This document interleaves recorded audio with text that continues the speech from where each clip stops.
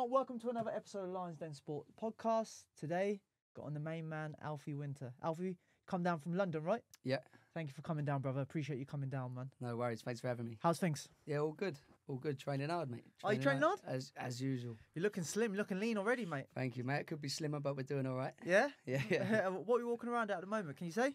Yeah, I'll probably walk around about 160, to be fair. Yeah. Yeah, we're still a few weeks out, so I'm fueling what I'm doing. And then, yeah, we'll make the little cutbacks down when we need to do that.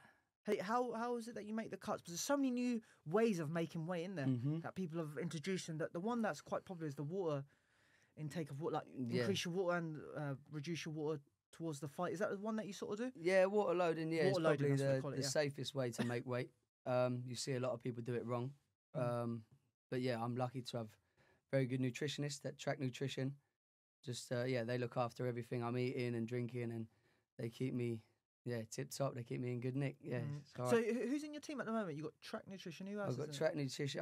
Track nutrition. I've got my manager Richard Maynard. Got Adam Martin, trainer, and then I've got sponsors as well. I'm very grateful for. I've got HG Pro. I've got Walton Landscape Supplies, Pretorius Electrical Services. I've got a few, to be fair. I was just about to say, mate. I got a few. You looked after them. AAA roofs as well. Yeah, no, it's all good. Yeah, got another one, Lavish Labels as well. Yeah, no, it's all going well, mate. Just out of curiosity, like, we've got a lot of young fighters that listen to this podcast. What is it that is the key for them to get like sponsors and help them become a full-time athlete like yourself? Yeah, it's a good question, to be fair, because I've never been great at it, to be fair, because I don't like asking for stuff, if you know what I mean. But like, as an amateur, it's different to the pros, because when you turn pro, it all becomes a business.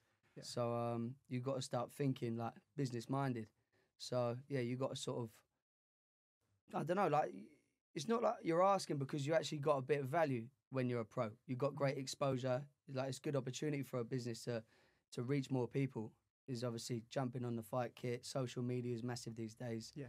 So sort of you just got to push it in that way and just say, look, I can bring you this much exposure or whatever, and then people jump on it. Yeah. So that makes it so. I guess when you're an amateur, you don't have as much people watching you as the pros, right? So now you're adding value to these people. Because more people can see you as a commodity, right? Yeah, 100%. But I'd say, to be fair, with the people who are sponsoring me now, they're not sponsoring me to get like a big level of exposure. They're sponsoring me because they're all good people and they're all believing me. Do you know what I mean? They're all just backing me to do what I'm doing. So, yeah, it's not like I'm on a huge platform yet, but I'm hoping that, things go well in the next little while. We'll be on a big platform, hopefully get picked up by a big promoter. Well, you got a big fight coming up soon, which we'll come on to. We'll come on to in a bit. But I just want to find out more about you. We talked a little bit about your amateur record off the record there. But just for the people, tell us a little bit about when you started boxing, why you started boxing as well. Yeah. And your amateur sort of record. All right, yeah. So, I played football all my life, really, from a young kid. Yeah. Any good? Football mad. I was okay. What team did you support? At a push. I was an Arsenal fan. I'll let you off, then podcast can stay on, mate. I can't even say that I'm a football fan anymore. I don't follow it in the slightest. Like, my mates are all mad about it. They're always pinging off the group chat with football, and I'm like, bore off, mate. Like, I can't send pictures of yourself. Yeah, like that. You know what I mean? That's all I send in. But I was an Arsenal fan and I was football mad. As a dream as a kid, play for Arsenal and all that. But as I sort of got older, I sort of lost interest. Got to like the age of 16, realised I wasn't taking football any further, and I sort of was losing interest by then. Started boxing for fitness. Went down the gym, got smashed up. As you do, as you do the first couple went down the gym. Yeah, I think I sparred on the first time I went there, and got smashed up. What gym was this? This was Battlebridge Boxing Club, who are now called Britannia. But yeah, they was very unknown. Like they're only a small club, like, and they're out in Merstham, where I'm training now as a pro. Yeah, so it's weird how it's sort of gone full circle. But yeah, no, I was training there. I was there for about 3 or 4 years, and I had. I won the Haringey Cup with them. National finals with them as well. And then as I sort of progressed through, I changed clubs, went to Earlsfield. I was there for a little while, boxing London finals there, no real achievements, to be fair, with Earlsfield. Went to Guildford, and that was my sort of preferred club throughout my boxing. Yeah, like, I really enjoyed it at Guildford. I mean, they were a good fit for me. And won that Southern Counties belt, defended it 3 times. and got to keep it, which was nice. Yeah, but yeah, turned over after that. But during my time at Guildford, COVID hit. Had 2 years, nothing going on, which was tough. But yeah, waited to get to 40 fights. So I had 1 fight after COVID, and then yeah, turned over. 40 fights as an amateur. Like, what was different about Guildford Boxing Club? A lot of people say that I've had a few guys on previously. What did you find different about them? I don't know if it was just they worked with my style the best. I don't really know, to be fair. Obviously, like most amateur gyms, they're pretty similar in how they train. Like, they didn't have any crazy like training techniques or anything different in that way. But yeah, I just found like I gelled with the coaches the best. I'd sort of picked up enough experience to have my own say on certain things as well, which was nice. Often got a lot to say for myself. Yeah. But yeah, no, it was good, mate. Yeah, no, real good fit for me. Yeah, nice. And football. When you left football at 16, why did you fall out of love with the game? What was it? Was it just you found boxing, or was it just that football? Yeah. Was it football that was too crazy amount of money in football now, or anything like that? To be fair, I think it was just realising that I wasn't really that talented. I wasn't that like, do you see what I mean? So if I was the best there, I probably would have carried on and thought I can really do well in this sport. But yeah, I just sort of let it go. And yeah, just sort of as I still was interested in football, and then as boxing, as you know, takes over your life. You live and breathe it. Do you see what I mean? It's like you get the real bug. Yeah. And you got the buzz, definitely. Mate, 100%. Yeah, no, I was hooked from when I started. The minute I walked in the gym, I was hooked. Couldn't wait to get back. Yeah, was just proper fell in love with the sport. Yeah. Did anyone in your family did boxing? No, I have no boxers in the family. My dad's messed about it, but as an older man, like as a 40-year-old man, he was boxing, messing about with his mates. So that's about it. There's no boxing in the family, nothing. And what did the family say about you getting involved in? Because it's not one of those. It's not like a football. It's not like your tennis. Nah. It's a different environment and different sport, isn't it? Yeah, 100%. What did your family say about you getting involved in something like that? The main thing my dad said, he said, mate, your nose is going to get smashed up. And I didn't mind. Now look at it. Do you know what I mean? I wish I listened back then. I want to see a picture of you before. To be fair, it weren't much better. I didn't have much to lose. But yeah, no, yeah, that was the main thing. Like, obviously people are like, oh, boxing, you sure?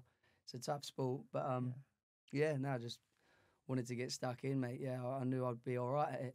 Have you played any other sports like football, boxing? Have you done anything else? Nah, not really, mate, to be honest. And what's a bit, now you were involved in boxing, you're involved in football. What differences did you find about the two sports? The fitness level, to be fair. Yeah. But like at the standard of football I was playing was just Sunday league. Like there's no real, I thought I was fit. Yeah. Yeah. And I went to boxing, throwing up on the first time and everything, like real shock. So I was like, yeah, this is an eye opener. Yeah. And knew I needed to level up. Yeah.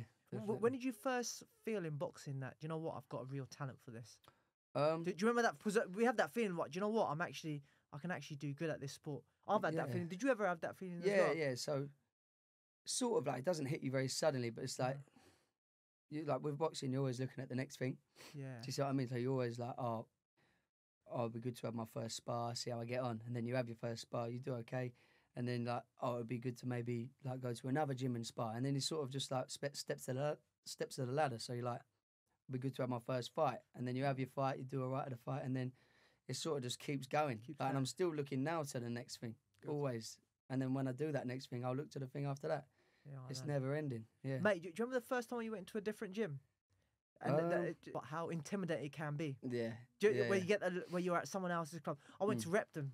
Oh yeah. I went over Great there. Reputation. Yeah. Yeah, I went over there first time, and they gave you the look of, you know, we're gonna go after you. And I was like, you know, I was only 18, 19, and you know, it was a good experience to go in there and spar those different kids. Yeah. Did you get that sort of feeling as well when you first? Yeah, I'm just trying to think of the first like other gym I went to. Yeah, but you definitely feel a different atmosphere when you walk into another gym. It's like when you're having like an inter-club spa. Like you and a few boys from your gym would go down to another gym, and you'd sense that it's not really a spa. It might as well be a full-on bout. Do you know what I mean? It's a fight, really. Yeah, man. You're in there trying to take each other's head off. You're in their yard, don't they? They want to control that reputation. You want to earn your respect in there, right? Definitely. Yeah, it's good. But like that's what makes it like amateur boxing so good. Do you know what I mean? It's like everyone's got that pride, haven't they? So all boxing. Now you're a pro. You're 7-0 pro, which we'll come on to. What's the differences that you find between the pro and the amateur side of things? Just how much time you've got in there as a pro. Like the amateurs is like a sprint. Do you know what I mean? It's like you're in there, you're flat out. Like especially when it was 2 minutes. But yeah, when you turn pro and you got 4 threes for your debut. It's nice. Like you got that little bit of time to think, which is that's always suited me. Like I've always been a fairly slow starter in that way. Like I've liked to think my way through the fight, like work someone out before you just go in all guns blazing, because you can get caught like that. So I've always been like used to having a look at someone. So when I did turn pro and I had that more time in there, suited me down to a T, to be fair to you, mate. But do you find like as you go up in the levels, which you eventually will, and you've noticed in people you sparred, is the pace faster in the 4 threes because people they're a lot fitter, if that makes sense. Yeah. So you got in the fights, obviously you're at that level 7-0, you got where you can take your time and finger shots. Yeah. In your sparring, do you get that same time? Yeah, I would say it's like you train in different ways in the pros. Obviously, like we all do in boxing in general. To be fair, like you do 30-second rest instead of the full minute and stuff like so. That keeps it intense for you. But I'd say with the pros very different to the amateurs in the way that you're not just looking like to score points. You're actually looking to knock someone out, do some damage. Yeah. So you want your punches to have an effect on people. So you're looking to land them meaningful shots in the sparring. So you may not throw as much, but when you do throw, you throw them with intent. So that's a big difference, I'd say. And what made you turn professional at the time you did? I know it was COVID, just after COVID. What made you turn at that time? Well, I hit 40 amateur fights, so that was a nice round number. Yeah. And I thought, I can't really be sitting around in the amateurs just waiting to win the ABAs or do something like that. Like, so I just thought, I feel like I'd be more suited to the pros. Like, why not now? So I felt like, let's do it. I've always been itching to get into the pros. So I thought, no better time than now. Let's do it. At the time I was put in contact with my manager, Richard Maynard. So I was put in contact with him. We had a little meeting and he put me in with Kevin. So I thought, let's go. Like, great setup. It's a great start. Yeah. How was it working with Kevin? Yeah, Kevin's a nutcase, to be honest with you. Is he still a nutcase? Yeah, he's a nutter, but love Kevin. Yeah, no, I always have time for Kevin. He's done a lot for me in my early days as a pro, and I'll always be grateful for him for that. But he's a character, Kev. Did he tell you the things to do and not to do in the? I guess that's a good experience because he's been through it all, hasn't he, Kevin? Yeah, he's really done it all, and like I feel like he wants people to learn from the mistakes he made. Yeah. So he's very conscious of like how things can go when they go badly. Like he knows obviously because certain times in his career where he'll be the first to say like he could have been better in terms of discipline and things like that. But he's very cautious that we weren't making the same mistakes that he was, which was good. It was nice to have on the team someone who's with that wisdom and knowledge. And where did you guys start off? What gym did you guys start off at? So we started off at a small gym in Paddington. Yeah, very small. I was only there a little while, but it's like state of the art, like unbelievable. Yeah, no, it was real in Paddington. I don't know what the square's nice area as well, Paddington. Forgot what that square's called now. Forgotten the name of it, but it was in the basement, proper nice gym. And then that sort of, I don't know what happened there. Something happened anyway. I think something to do with the lease or with the building or whatever. But we ended up moving to West Down Boys Club, and we was just training out of the amateur club in the daytime. And then I think Kevin was in contact with Tony Sims, and Tony said, "Bring your boys down the Matchroom gym." So I was thinking, this has worked out well. Yeah, it was a touch really, and great experience down that gym. Who were you you must have been training alongside Felix Cash, who's a Guildford boy. Yeah. Who else? Connor Ben. He's your weight as well, right? Yeah. John Ryder, Joe Cordina, like great Craig Richards, like all great names. They've got Dempsey McKean down there as well. Yeah, like great fighters. Yeah. Did you ever spar? Connor Ben's more your weight, right? Yeah, sparred Connor a good few times. I moved around with even the bigger boys like Felix and John, but they're complete different weight. But yeah, it's all just like, even just when you're not sparring, even when you're just in the gym, you're just sitting there watching, like you're absorbing everything. You're just listening to things that Tony's saying, listening to what Kevin's saying, and you're just trying to take from everyone as much as you can and just add it to your game. But yeah, very good environment to be in. Yeah. I've got to ask you about this whole Conor Benn situation. Yeah. You know, I've had a lot of boxers on and they've spoken against him. Yeah. And for him. Yeah. You obviously been around the kid. Obviously, yeah. First of all, how did you find training alongside him? Yeah, great. Yeah, hard worker, isn't he? Very hard worker. Yeah, you cannot knock him. His work ethic is unbelievable. Yeah, he trains very, very hard. Yeah, with all the latest scandal that's come out, I can't comment on it because I don't know. Do you see what I mean?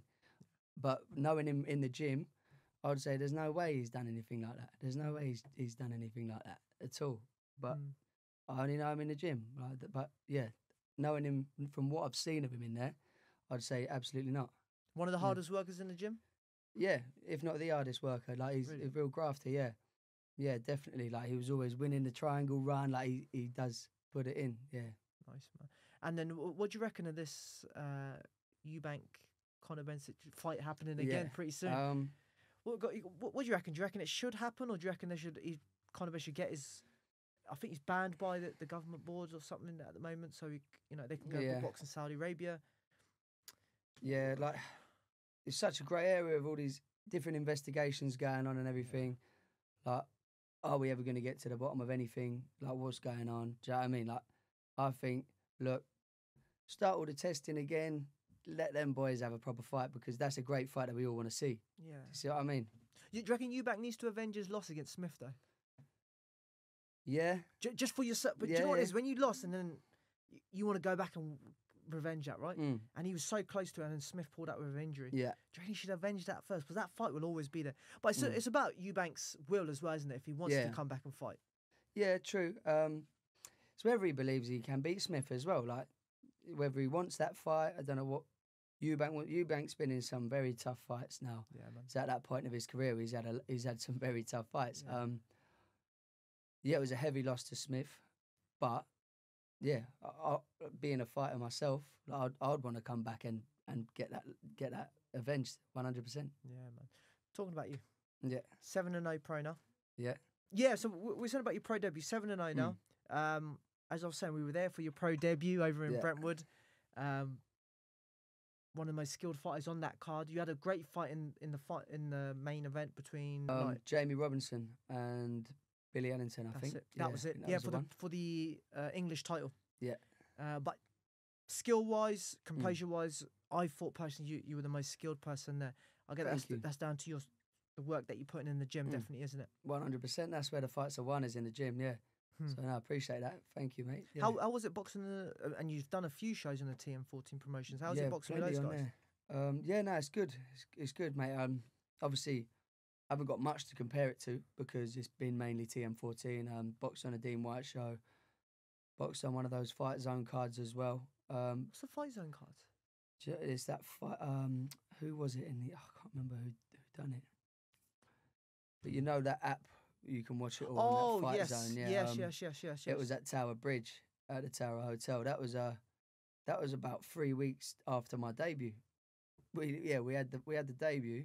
It went well, and then phone rang and Richard said, "Do you want to box again on?" I think it was on March 11th or something like that, around that time. And I was like, "Yeah, let's go," and boxed straight away again on that card. Yeah, and, I had a busy first year. I wanted more, but I ended up with 5 in the first year, which is 5 fights in the first year. Yeah, 5 fights in the first year, which was good. Yeah, very good. I was happy with that. That was last year, wasn't it? Yeah, last year. You had 5. And then I've had 2 this year. So we're staying busy, and that's exactly what I wanted. That's how you got to be in the early days as a pro. You don't have the privilege of just sitting back and waiting for the perfect fight to come up. You just got to go, yeah. Let's go. That's a proper old school mentality, isn't it? Yeah, but yeah, it is old school, but that's how you got to be, really, isn't it? But why are you in such a rush for? I'm not in a rush. I'm just hungry to achieve in the sport. Yeah, definitely. And I'm in the gym. I'm fit. I'm ready. Like, what am I waiting for? Do you know what I mean? If fights come up, you got to jump at a chance. Definitely. Interesting. And you've got a big fight coming up. Huge, yeah. Pretty soon. Again on the TM14 shows. Yeah. Against Inder Singh Bassi. Yeah. Good fighter, 9-1. I think so, yeah. 9-1 fighter. You're 7-0, so it's quite well matched for the Southern Area title. Definitely. When I heard this fight, I'm gonna be honest, I was quite surprised. Yeah. I thought you two good fighters, good. Obviously, Inder's got a good amateur background. You've got a good amateur background there as well. Two big names. Yeah. Boxing for the Southern Area title. I thought would become English, British title potentially in the future. But it's happened early, so credit to both of you guys first for taking it. What's your reasons for taking this fight, man? What's the point in wasting time? Like I say, I'm 26. I'm not a baby in boxing. I'm not a complete baby, like not 20-year-old. Like, why not take these fights when we can? Like, the opportunity's there. I've never been one to shy away from a chance. So I'm here to sort of take that opportunity with both hands. It's a step up for us both. Like, we're both steps. So full respect to Inder for taking the fight, because why are we going to waste time? We could all sit around box journeyman all our life and be 20-0, having boxed no one. Yeah. And then what have you got to sort of show for it? Nothing. Like, let's take a chance and let's go for it. What do you think about the fight? What's your thoughts, man? Yeah. To be honest, like I say, full respect for him for taking the fight. But in my opinion, he's not on my level. Like, I feel like I will show that July 15th. You sparred as well, right? Yeah, we sparred a couple of times, yeah. Tell us a little bit about the spars, man. Not loads to say about the spars, to be honest. Yeah, I felt like I had the better of the spar. He'll probably tell you the same thing. But it was over a year ago now, I think. But every a spar is not a fight. I think we both know that. Yeah. So I'm just excited, to be honest. I'm buzzing. Like, I've been begging for a fight with a proper opponent. Like, every interview after every fight, I've said I want someone in front of me who's going to sort of present me problems. And I hope Inder can do that. But I'm ready. Yeah. Do you know what's really intriguing about this fight as well? He's got a big fan following. He's got quite a big from his sort of community side thing. Yeah. You've got quite a good fan following as well. From what I saw in from when I saw your pro debut, you got a good big following there. That's going to create some atmosphere. That's the most surprising thing in there. Like, is your followings. I thought it would have been on a big night, but credit to you, man. What does that mean to you? Yeah, no, it means the world to have everyone backing me. Like, it's going to be great to have all of his fans there. It's going to create a proper atmosphere in there, and that's why we're boxing. Do you see what I mean? Yeah. You're not a fighter if you're sitting back and you're saying, "Oh, I don't really want to box him," or "Nah, that one's not for me." You're not a fighter, in my opinion. Like, any fighter will want any fight because they want to beat whoever's there. See what I'm saying? You want to go through everyone. That's what a hungry fighter should want. But I'm glad Inder's taking it, because now we can put on a great fight for the fans. Yeah. Where'd you get that fight from? My manager just said, "Look, we've got Inder Bassi. Do you want to go?" I said, "Of course. Let's go. Let's have the fight." Yeah, that's where it come about. And then I think TM14 said they'll have it on their show. Give me the date, and I said, "Yeah." How many tickets you sold so far? No, I won't say. We're trying to rack them up, but we're gonna. I'm hoping to bring a couple of hundred people with me, and I think I'll do that and more. Where's the show? It's York Hall again. Yeah. So I've been there 4 times in a row now at the York Hall. But like I was saying to you earlier, I've never really had that atmosphere in there where it's been like they're raising the roof. Do you know what I mean? Where it's always been a little bit. I've been in between big fights, or do you see what I mean? And it's been a little bit underwhelming. Like, my lot are there and they're loud every time, which is great. Yeah. But it's nice to have someone else who's bringing a couple of hundred people, and it can be a real buzz in there. Like, that's what York was about, isn't it? Yeah, that's it. Domestic fights, like domestic title, Southern Area, huge title fight. I can't wait. And yeah, the atmosphere is going to be different. It's going to be good, because I'll feed off the crowd 100%. You ready for the Indian drums? I can't wait. I'll be dancing to them. Yeah, I'm not even worried, mate. Yeah. My man. Do you know what? I look forward to seeing that. I've already said I'm going to come there that night. I'm going to, obviously, Inder, I know Inder. Yeah. I've met you now, and I will be as an impartial fan, but I'll just look forward to a great fight. Between 2 great fights. That's all you can do, right? Yeah. You can enjoy it. I'll be right in the middle. Yeah. Give me a seat in the middle. I'll be right there. Yeah, lovely. And we'll see how we get on. But no, that's what date's that fight, sorry? July 15th. July 15th, over in York Hall. So if you haven't got your tickets, please check those out. Speak to Alfie. Yeah, give me a message. Yeah. Drop a message. What's your Instagram account? It's Alfie Winter and an _. That's it. Yeah. Perfect, man. So yeah, man. I just want to go to your last fight as well. Yeah. Because that's actually on both your sort of records. That's the name that stands out. I thought the guy's name was. Yeah. So we both fought Daryl Pearce. Now. Yes. I fought Daryl Pearce a couple of fights ago. Yeah, tough as they come, solid opponent, and then Inder fought him on his last one. Yeah. But no, your last fight was Grevin Mendoza was my last fight, yeah. And he's the most accomplished fighter between on both your records, right? I think so. And that went to points, right? Yeah, points. Yeah, he's an entertaining opponent for sure. Yeah, he tried to get the crowd going and things like that, which is good. That's what you want. Someone that people are going to engage with. You don't just want a punch bag in there who's just going to take the shots, absorb it all, and just be on the run. Like that Mendoza came to fight, so hats off to him. Yeah, no, it was good. It's good. Put on there. Every time we've spoken on the phone, you always say, "Oh, I'm just with my daughter." Yeah. I'll call you back later. Yeah. What does your family mean to you, man? That's everything. That's the reason I do it. Do you know what I mean? You're gonna make me cry now. No, but yeah, that's the reason. That's the reason I'm getting up early. That's the reason I'm training hard and pushing myself like to my limits and beyond. Like I want to show her that she can do whatever she wants in life if she just works hard. Do you know what I mean? Like that's means a lot to me. And I've got my dad at home as well. He's a massive influence in my life. He's always been there, solid as anything. So yeah, they're the reasons I do it. I want to be able to, because he's supporting me now.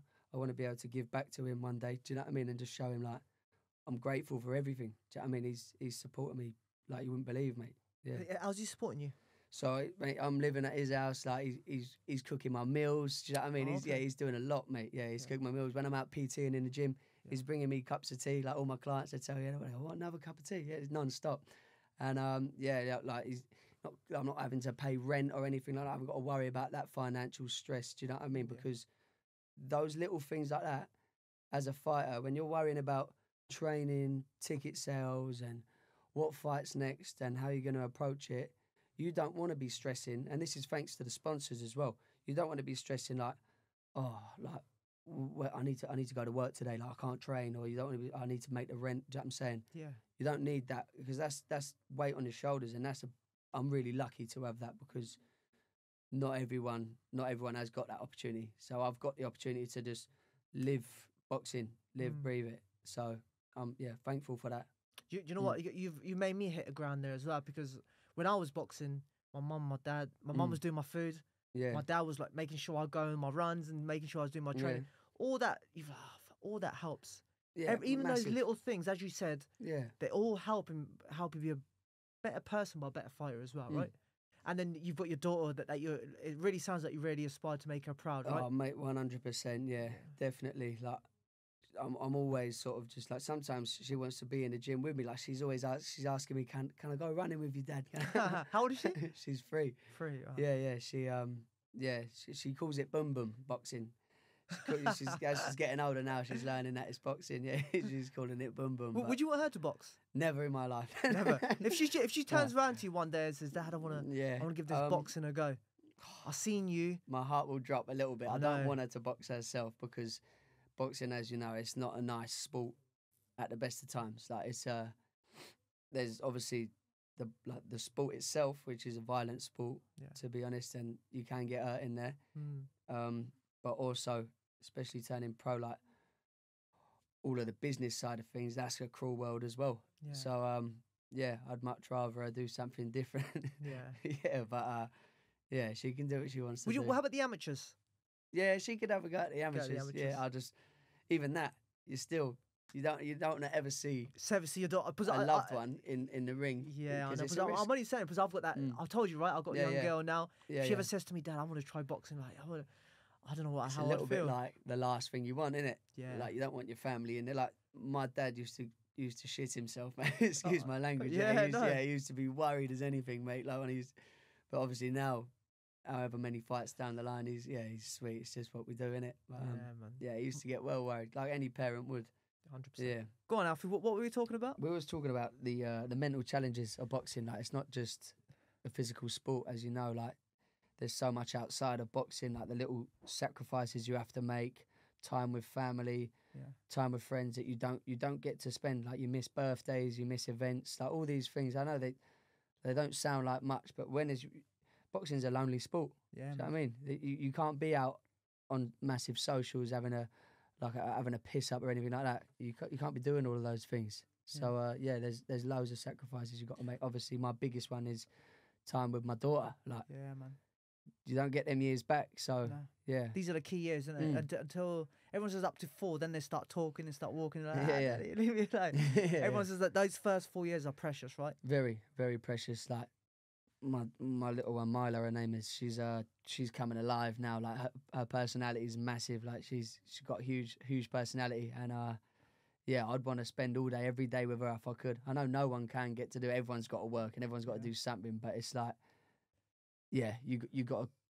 Like, I have to leave her at home. Like sometimes I'll leave her with my dad and go and run in the morning early doors. Like I'd love to just chill and lay in bed with her. Do you know what I mean? But you can't really do that. You gotta just say it's worth it for the bigger picture. This sacrifice will pay off later. Pay off in the later. Yeah, man. Yeah. And then we talked about the mental side of boxing because it's really interesting you said this because I've been in that situation in the ring, and I'm happy to say it is where I feel like fuck, I can't go on anymore. Yeah. I'm like fuck this shit. This is too hard, man. But then you have to, as you said, silence that bit in your mind. Really play that trick in your mind, like fuck off. Yeah. I'm fucking finishing this. Yeah. I can't quit. I've got too much pride. If I quit now, I can't let these people think I'm gonna quit. Exactly. Do you know what I mean? Yeah, no, mate, 100%. And like, I'm glad you've said it as well, because fighters are proud people. Like that old school mentality is like, nah, I've never thought of quitting, never do that. It's bollocks. Yeah. Everyone's got those two voices in their head where they're like, jump off the treadmill now, or don't do 3 or 4 more sprints, or do you know what I mean? Everyone's got, you just got to shut that voice up and keep grinding through it, mate. That's it. That's what it's about. Yeah, remember the goal. Remember the goal that you got to. If it's 5K, I'm not getting off a less fight. If it's 12 rounds, mate, I'm fucking giving it everything for this 12 rounds. Definitely. Whatever it is. That's it. It's true. Yeah, I just remember the story was when I had my first fight. My dad, he was a boxer himself.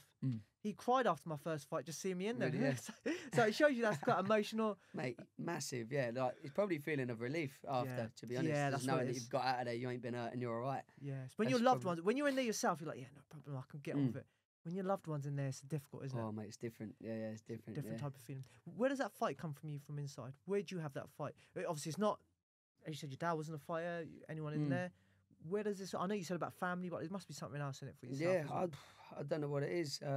As a young man, my life, I've always been taught like to not quit and to just you never give up and all of those typical boxing cliches. But like, I don't know. Just I feel like it's in every man, or should be, like that you've got that about it. Do you know what I mean? Like you do wanna fight and you don't want to quit and you are strong and all those things. I don't know what it is. Yeah, I feel like there's a fighter in everyone. I just feel like only certain people sort of let it show as much. Do you know what I mean? Like not everyone lets it out of them, but everyone's got it inside them, isn't it? As you said? I think so. I think so. Yeah, it's just must be subdued by like in other people. But like, yeah, you're always smiling though. Well, do you know that's a good thing? We're always smiling, but inside you're gonna be a different sort of animal, right? Yeah, mate. Yeah, it all changes when you get in the ring. The bell goes and there's no friends and there's no smiles. It's you're going to war, really. Yeah. Did you get nervous? Do you know what? Like the nerves, they used to be a big thing for me. Like at the start of my boxing, like my first fight, I remember my legs were like jelly. Like I was nervous as anything, and I fought a fellow who was also having his first fight as an amateur, and I went in there like most people do on their first one and just throw windmills. I was just swinging like a rusty gate, mate. I was just throwing absolute haymakers. Luckily, a few of them got through and they ended up throwing the towel in after like a minute. And I was thinking, I was standing in the corner because he was getting a standing count. I was standing in the neutral corner. My legs were gone. I didn't have a couple more rounds in me, I'll be honest with you. And that towel come in and I was thinking, thank fuck for that. Oh, it was funny, mate. But yeah, and then you sort of calm them down. You get used to you learn that nerves aren't the enemy. Like you got to channel them in the right way. Nerves is just excitement, really. Do you know what I mean? It's just you anticipating what's to come. So when you start learning about all of that, about how you deal with nerves and all of that, it can be your friend. Yeah. So. Yeah, it's really just excitement. So how do you deal with? So if someone's out there, how would they deal with nerves if they're going through a similar situation? I'd say if like anyone who's having their amateur fight, because I was sort of murder for this. I was pacing up and down. I was trying to chat to everyone. I was like moving, shadowboxing like for the entire night. I ended up being on late as well. By the time I got in there, I was knackered. So yeah, my advice to anyone having their first fight, just lay down, try and go to sleep, take your mind elsewhere, like maybe put some headphones on or something. Forget about the fight until about an hour till the fight. Then you've got to start getting into that little zone. But try and relax as much as you can. Come on, mate. Falling asleep. Yeah. Have you ever done that? Yeah, plenty of times. Mate, I've seen people like that. I've seen so many people do that. I never did that. I don't know how people pull my that. hood up, pull the strings on it, have my headphones on, and I'd be sleeping, mate, for like a good couple of hours, yeah. Wow. Yeah, no, it was good. Yeah, I was always able to do it. I don't know what it was, but yeah, that's how I dealt with them. Just forget about it. Go to sleep. You don't need to be ready for a fight 2 hours before the fight. Yeah. Do you see what I mean? You need to be ready when it's time to go. So, yeah, that's what you got to just zone in. Did you do that in the pros? Did you do it? I tried to, but obviously, like, a lot of my weigh-ins have been on the day in the pros, which I'm excited for this fight as well because I'm making championship weight for the first time. It's going to be a day before weigh-in. Oh, okay. By the time we get in there, we're both going to be a lot bigger than we were on the scales and we're going to be feeling good. Yeah, every time we're just on the day weigh-in, I find it's like, a little bit of waiting about and all of that. I usually just go around the corner, try like whoever I'm with, like be my dad or my trainers, they'll get a bit of food. And like Nando's around the corner from the York Hall, they're usually in there. I've got to sit and eat my certain specific foods. It's tough. It is tough. But yeah, so like now and then, yeah. But usually I'm all right. I'm too excited now. Too excited to box now to sleep. Yeah. Fair play, man. No, I really do. Yeah, really do love it in there. So your first fight. Yeah. Did you have those same nerves that you did on your first amateur fight? Yeah. Or was it different? Not the same. What was it about? Like what it was about the pros was I wasn't. The thing I was most nervous about was just the unknown. I knew the amateurs. I knew how amateur shows worked. You see the doctor. You do this. You do that. You eat and refuel and all that, and it's all like exactly the same. But in the pros, it's like I didn't know how it was all going to run. Didn't know when I was going to see the doctor. Just all them little unknowns. I found like that's what I was most sort of like apprehensive about. And then when I realised it is near enough exactly the same as the amateurs, then. Yeah, since then, no nerves.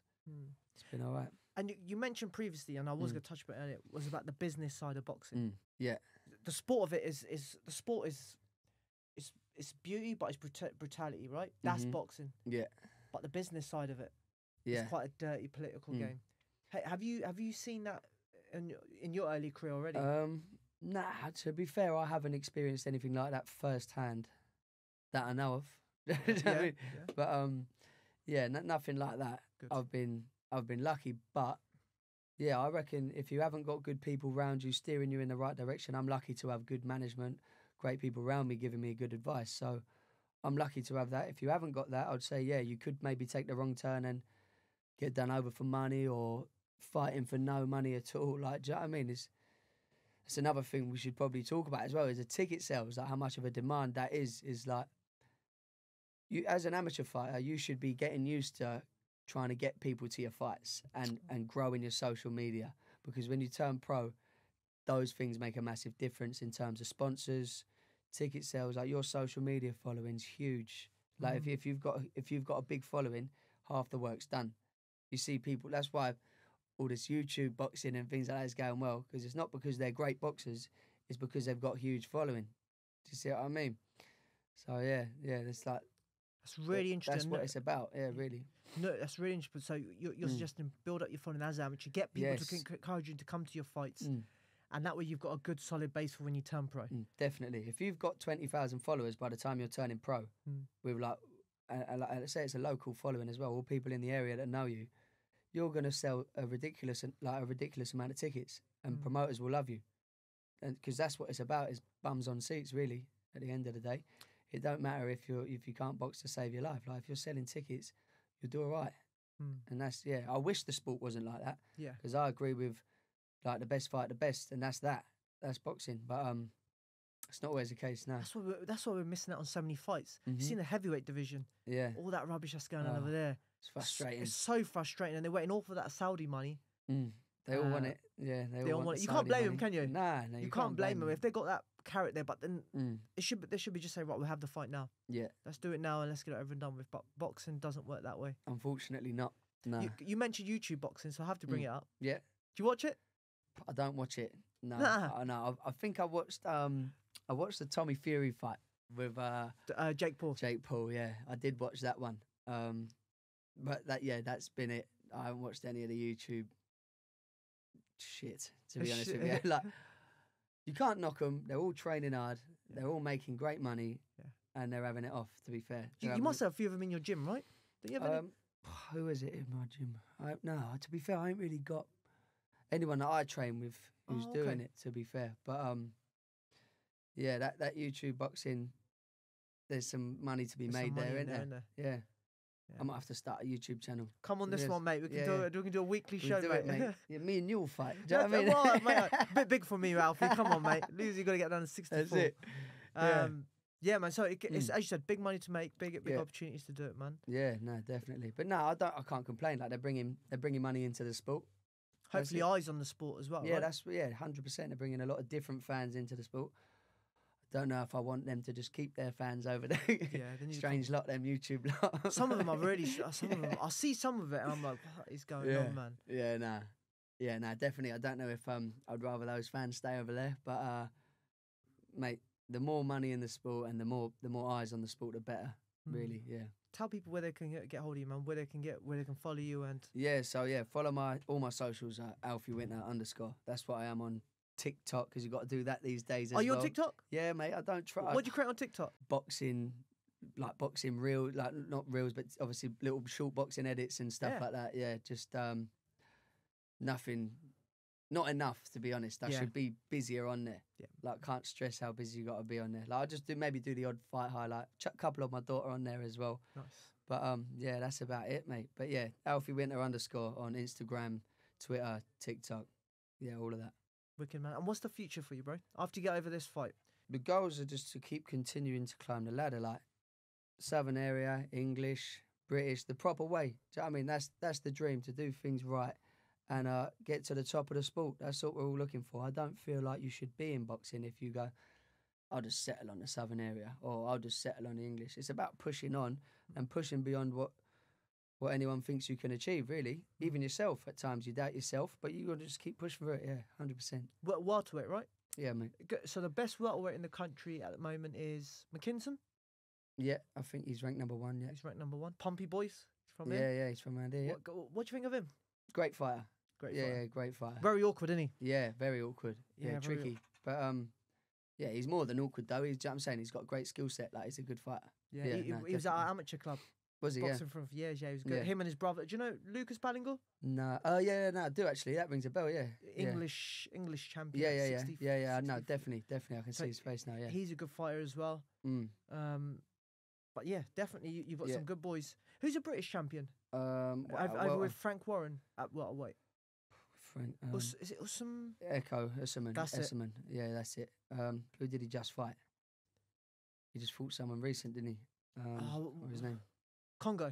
He fought Congo. I thought he fought again after that. I could be wrong. No, I don't think he's fought. Maybe not. But yeah.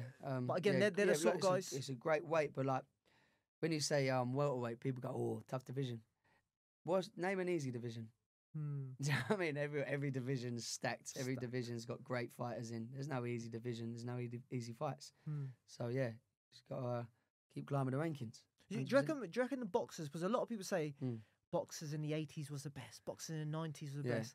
Our era's not as good. Do you reckon the quality of boxing's got better? Yes, it has, isn't it? 100%. I'd say there's a lot more money in the sport now. There's a lot more science in the sport now.